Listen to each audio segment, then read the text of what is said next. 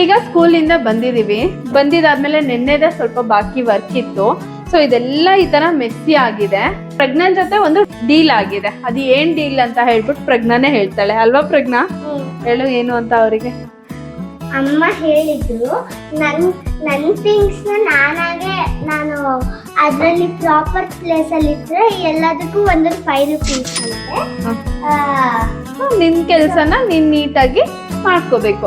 ಆಯಾ ಪ್ಲೇಸ್ ಅಲ್ಲಿ ಆಯಾ ವಸ್ತುಗಳನ್ನ ಇಡ್ಬೇಕು ಅಲ್ವಾ ಪ್ರಜ್ಞಾ? ಸೊ ಅವಾಗ ಮನೆ ತುಂಬಾ ಕ್ಲೀನ್ ಆಗಿರುತ್ತೆ, ನೀನ್ ಅರ್ನ್ ಕೂಡ ಮಾಡ್ತೀಯ ಅಲ್ವಾ?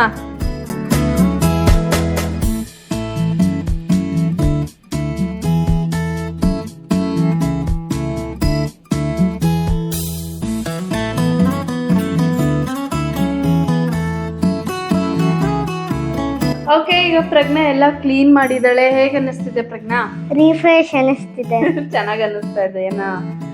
ಸರಿ, ಇದೇ ತರ ಡೇ ಫುಲ್ಲು ಏನ್ ಕೆಲಸ ಇರುತ್ತೆ. ಅವಳ ಬಟ್ಟೆ ಸರಿ ಇಟ್ಕೊಳ್ಳೋದಾಗ್ಲಿ, ಅವಳ ಥಿಂಗ್ಸ್, ಅವಳ ಪೇಂಟ್ ಎಲ್ಲ ಮಾಡ್ತಾಳೆ, ಅಲ್ಲಲ್ಲೇ ಬಿಡಬಾರ್ದು, ಆ ಜಾಗಕ್ಕೆ ಅದನ್ನ ಹೋಗಿರ್ಬೇಕು. ಸೊ ಈ ಥರದ್ದೆಲ್ಲ ಅವಳ ಕೆಲಸ, ಒಂದೊಂದು ಕೆಲ್ಸಕ್ಕೆ ಒಂದೊಂದು. ದೇವ್ರ ಪೂಜೆ ಡೈಲಿ ಈವ್ನಿಂಗು ದೇವ್ರ ಪೂಜೆ ಮಾಡ್ಬೇಕಲ್ವಾ ಪ್ರಜ್ಞಾ? ಬರುತ್ತಲ್ವಾ? ನೀನ್ ಮಾಡ್ತಿದ್ದೆ ತಾನೆ?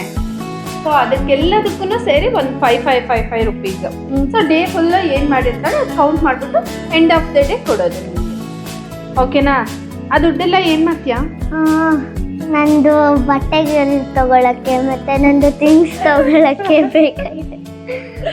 ಓಕೆ, ನೋಡೋಣ ಅದಕ್ಕೆ ಅವಳಿಗೆ ಏನ್ ಬೇಕೋ ಅದನ್ನ ನೋಡೋಣ. ಫಸ್ಟ್ ಎಷ್ಟಾಗುತ್ತೆ ನೋಡೋಣ. ಓಕೆನಾ? ಓಕೆ, ಬಾಯ್ ಬಾಯ್.